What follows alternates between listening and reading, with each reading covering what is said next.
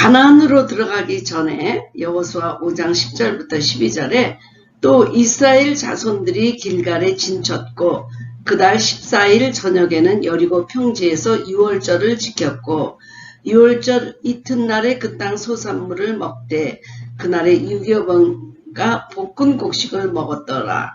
또 그 땅 소산물을 먹은 다음 날에 만나가 그쳤으니 이스라엘 사람들이 다시는 만나를 얻지 못하였고 그 해에 가나안 땅의 소출을 먹었더라. 이 말씀을 여러분과 나누도록 하겠습니다.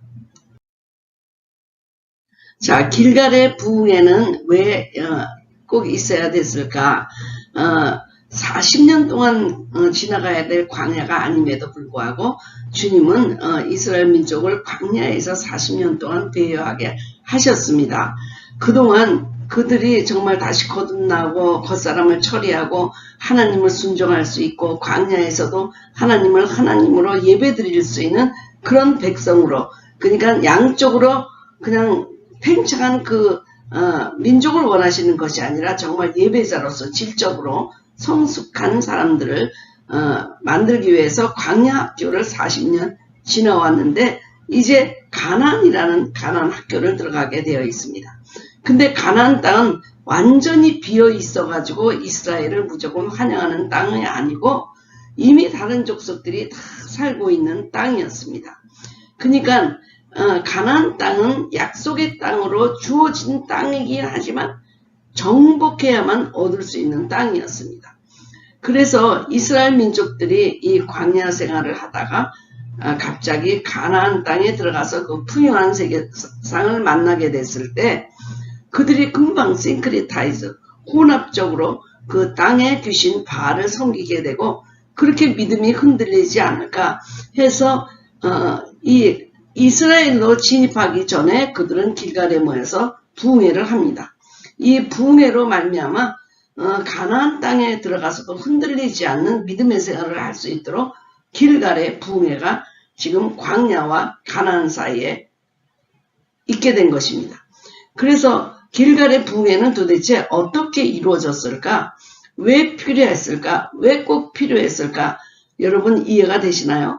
네? 이 광야에서 그 풍요한 가나안 땅에 들어가기 위해서, 그리고 그것이 그냥 빈 땅이 아니고 정복해야 할 땅이었기 때문에 길갈에서 어떤 신앙의 재무장을 하지 않으면 그런 풍요의 땅에 들어가서 쓰러지기 쉬우니까 주님이 길갈의 부흥회를 준비하셨던 것입니다. 길갈의 부흥회의 내용에 들어가지는 않지만 그 전부터 우리가 전야제라고 볼 수 있는, 그러니까 전초 부흥회라고 볼 수 있는 것은 바로 믿음의 돌비석을 요단강 한가운데 세웠다는 것입니다.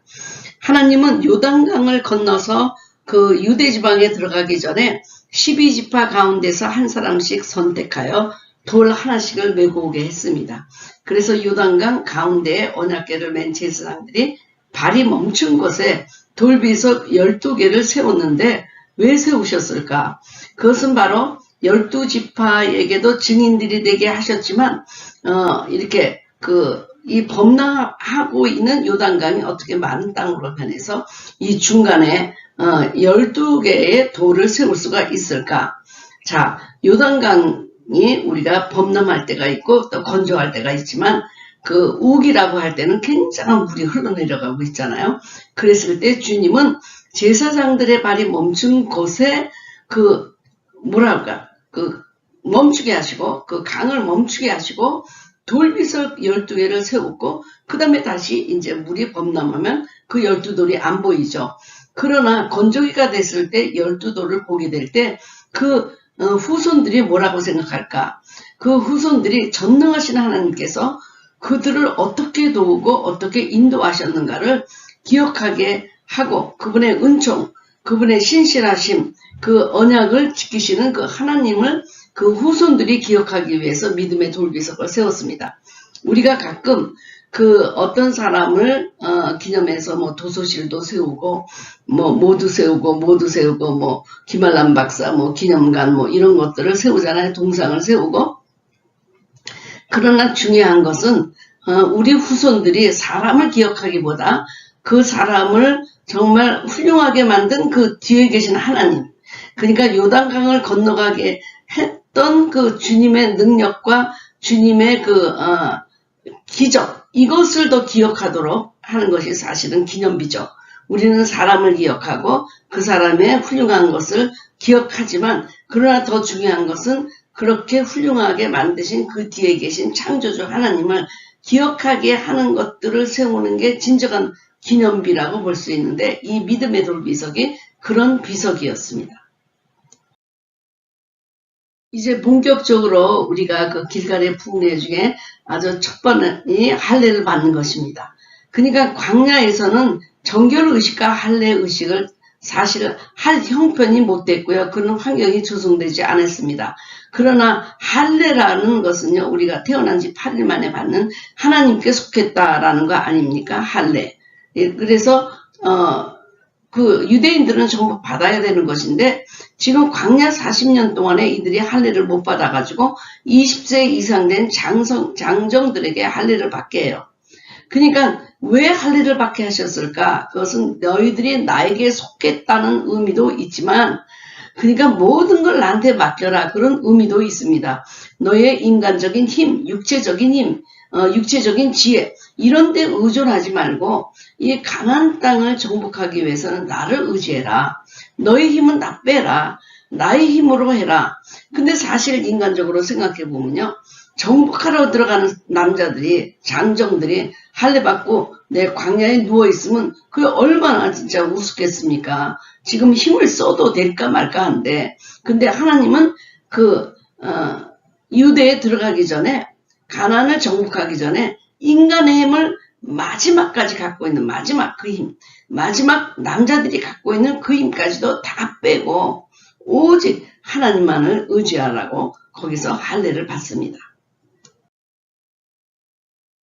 이것은 이제 여러 가지 의미가 있는 것이죠. 그래서 우리가 지금 이 가나안 땅이 약속의 땅이긴 하지만, 지난번에 제가 말씀드린 대로 그 땅은 이미 다른 민족들이 다 살고 있는 땅이기 때문에, 그리고 미리 가서 정탐을 했을 때도 고인들이 막 살고 있던 그런 땅이 아닙니까? 여기에서 우리가 어떻게 그 땅을 정복하겠습니까? 주님은 인간적인 힘을 빼는 것도 중요하지만, 그리고 성결함을 준비하고 들어가도록 하나님께서 이런 의식을 행했습니다. 사실 우리 몸에서 그 남자들이 받는 그 할례, 그 부분만 깨끗하면 온 몸이 깨끗할 수가 있는 것입니다. 거기가 가장 불결한 것이고 거기가 가장 음란한 일을 행할 수 있는 그 부분이잖아요. 거기에 피를 흘리면서 거기에 생명이, 그리스도의 생명이 있다 하면서 그것까지도 하나님 앞에 성결하게 바치도록 할례를 받았던 것입니다. 저는 그렇게 생각해요. 할례를 받을 때 뭐 머리 뒤통수 그런 데를 받는 게 아니고 그 자리에 받는 것은 바로 하루 종일 우리가 그것을 볼 수 있는 곳이기 때문입니다. 정말 화장실에 갈 때마다 그 부분을 보잖아요. 그럴 때마다 내가 하나님께 속했다. 내가 그러므로 거룩해야 되겠다. 내 힘으로 되는 것은 아무것도 없다. 하나님께 의지하고 순종하자. 그래서 그 이스라엘 민족들이 그 음란하고 그런 행위가 사실은 다른 데보다도 적고요. 그리고 자궁의 병이 적다 그래요. 그래서 주님은 그 부분만 성결하고 그 부분만 구별되면, 그러면 모든 몸이 성결할 수 있다는 주장을 하셨고, 그리고 너희들의 힘을 다 빼라. 철저한 순종, 철저한 성결, 철저한 의존, 철저한 그 하나님의 의뢰함만이 이 정복이 가능하고, 내가 전쟁하는 하나님이다. 내가 싸울 것이다. 그리고 하나님을 100% 바라보는 그런 의미가 있었습니다. 또 6월절을 회복하죠. 우리가 6월절에는 우리가 다 아시다시피 애굽으로부터 구원받은 날이잖아요. 그런데 이 6월절을 잘 지키지 못했습니다. 그래서 가나안 땅에 들어가기 전에 다시 하나님이 우리를 구원하셨다. 하나님이 우리를 구원하셨다. 그 은총을 기억하기 위함인 것입니다. 그래서 우리가 보면은 광야 생활에서 불평도 많고 구원을 받았지만 그거 잠깐이었잖아요. 그래서 이들은 매번 유월절을 지키면서 그분의 은혜를 기억하고 또 기억하고 기억하는 것입니다. 그래서 길갈의 부흥회라고 하는 얘기는 첫 번째, 우리가 그 할례를 받으면서 나를 죽이고, 그리고 두 번째, 하나님의 은총을 기억하고, 이것이 바로 부흥회의 중요한 요소가 되는 것입니다. 우리가 지금 요새도 많은 부흥회를 합니다만은 거기에 보면 겉사람을 처리하고, 그리고 하나님의 은혜를 기억하고, 네 번째 나오는 우리가 쓰이는 음식을 먹고, 이런 것이 부흥회의 요소가 되는 것입니다. 땅의 소산을 먹는 것은 뭐냐면 40년 동안 그들이 만나를 먹었잖아요. 그러니까 애굽에서는 육체를 키우는 음식, 뭐 마늘과 양파, 부추와 고기와 뭐 오이와 이런 것을 먹었지만 지금 이 광야 속에서는 하늘에서 내려오는 만나를 먹었어요. 그런데 이제 땅으로 들어가서는 정복을 해야 되기 때문에 씨 있는 음식을 먹어야 되는 것입니다. 광야에서 주님이 주신 것은 전적으로 하나님의 은혜였죠. 그러나 이제는 자기네들이 들어가서 내 씻는 음식을 먹고 생명력을 갖고 정복을 위해서 자기가 함께 참여해야 되기 때문입니다. 가만히 하늘에서 내려오는 음식만을 먹을 때가 아니고 적 같은 그 아이들이 우유 먹듯이 먹는 것이 아니고 이제는 광야 생활 40년을 끝내고는 좀 씻는 음식, 생명 있는 음식, 그리고 좀 싸울 수 있는 음식, 생명이 떡이신 말씀, 이것을 먹어야 더 무장하면서 강건해질 수 있기 때문입니다.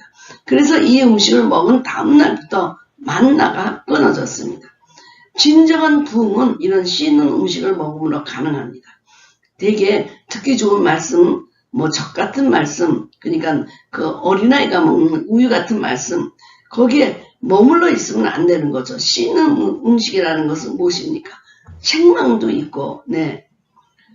하나님께서 말씀하시는 책망이 있는 말씀, 저는 그게 씻는 음식이라고 생각해요. 맨날 복 받는다, 뭐, 은혜다, 뭐, 좋은 그런 말씀만 다 귀가 즐거운 음식만 우리가 양식을 먹게 되면 우리는 언제나 유약합니다. 유약해요. 그래서 주님은 땅의 소산을 먹고 이제는 너희가 가나안 땅을 정복하러 가라. 그러면서 주님께서 쓰이는 음식을 먹게 하셨습니다.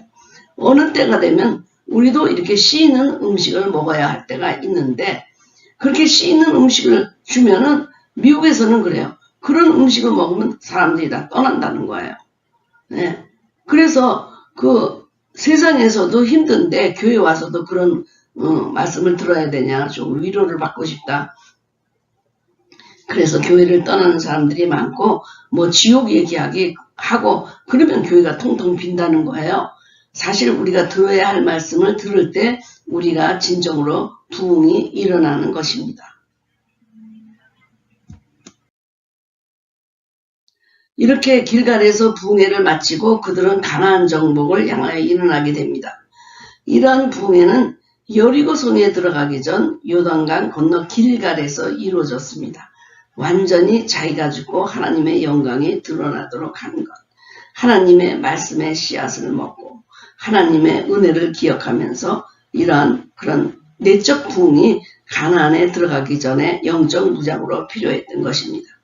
자, 생활 적용을 한번 해보겠습니다.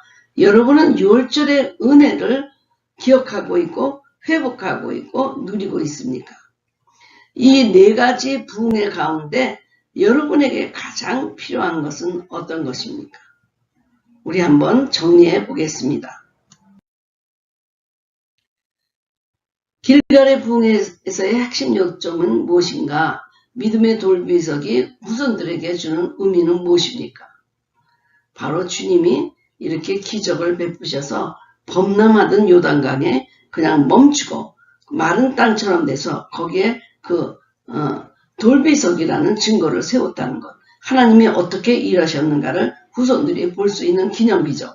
사람을 기념하는 것이 아니라 하나님이 어떻게 이스라엘 민족에게 베푸셨는가, 은혜를 베푸셨는가를 기억하는 기념비입니다. 할례를 받은 이유는 뭡니까? 자신은 죽고 그리고 주님의 순종하고 그리고 주님의 백성으로 성별한다는 뜻입니다. 땅을 정복하기 위해서 그들이 할 일은 무엇입니까? 네, 육체적으로 할 일이 있습니까? 주님께서는 그 정복을 할 때 그 전략을 주시잖아요. 그래서 그 전략대로 가는 것이 승리하는 것이지 내 육체를 쓴다고 이기는 건 아니거든요. 그래서 주님이 나는 죽고 그리스도만, 그러기 위해서 할례를 받고 그 부분만 성결하면 모든 부분이 성결하다. 그래서 할례를 받게 하셨습니다. 유월절을 지킨 이유는 주님이 우리를 죽음으로부터 구원해 주셨다는 그 은혜를 기억하기 위함입니다. 유월절을 계속 지키면서 그 은혜를 기억하지 아니하는 한 우리는 그 구원받은 감격이 그냥 잊어버릴 수도 있기 때문에 우리도 현재 생활에서 그 유월절을 매번 이렇게 지키면서 하나님의 은혜를 기억해야 됩니다. 땅의 소산을 먹은 이유는 우리가 이제는 그 우유 같은 음식을 먹는 유약한 자가 아니라 이제는 그 하늘에서 그냥 공로 없이 내리는 그 만나를 먹는 것이 아니고 이제는 씨 있는 것, 생명 있는 음식, 그래서 정복자들이 당당히 나가서 싸울 수 있는 그런 열매를 먹어야 된다는 것입니다. 그러니까 땅의 소산을 먹고 우리가 육체적으로 뭐 일하기 위해서 이 생명을 먹습니까? 아닙니다. 육체적으로는 할 것이 없는 거예요. 우리 주님이 하시는 건 전략에 따르라는 것입니다. 그래서 생명 있는 음식을 먹고 순종할 수 있도록 주님이 주시는 거예요. 너 힘을 키워가지고 너 칼과 도끼를 들고 가서 싸우라, 이것이 아니고 영적으로 강건해져서 하나님의 말씀에 순종할 수 있고 따를 수 있고 전략을 순종하고 믿고 나갈 수 있도록 하나님이 땅의 소산을 먹게 하셨습니다. 그럼 전체적으로 이렇게 길갈에서 붕괴를 한 이유는 무엇입니까? 길갈의 붕괴가 왜 필요한 것이었습니까? 그것은 바로 이 광야에서의 이들의 생활에서 성막 중심으로 생활하면서 어느 정도 이들의 신앙이 성숙해져 가고 있는데 갑자기 풍요한 가나안 땅, 광야는 아무것도 없는 곳이었잖아요. 근데 가나안은 모든 것이 있는 곳이라고요. 그래서 그 모든 것이 있는 곳에 가서 하나님을 버리고 은합주의로 빠지고 그리고 믿음이 흔들리고 그럴까봐 주님은 미리 그 가나안 땅에 들어가기 전에 이들의 믿음을 재정비하기 위해서 재정비하고 강건하고 그리고 신앙의 부흥을 일으켜서 여전히 모든 것이 다 있는 가나안에서도 하나님을 하나님으로 섬길 수 있도록 주님이 길갈에서 붕괴를 하신 것입니다.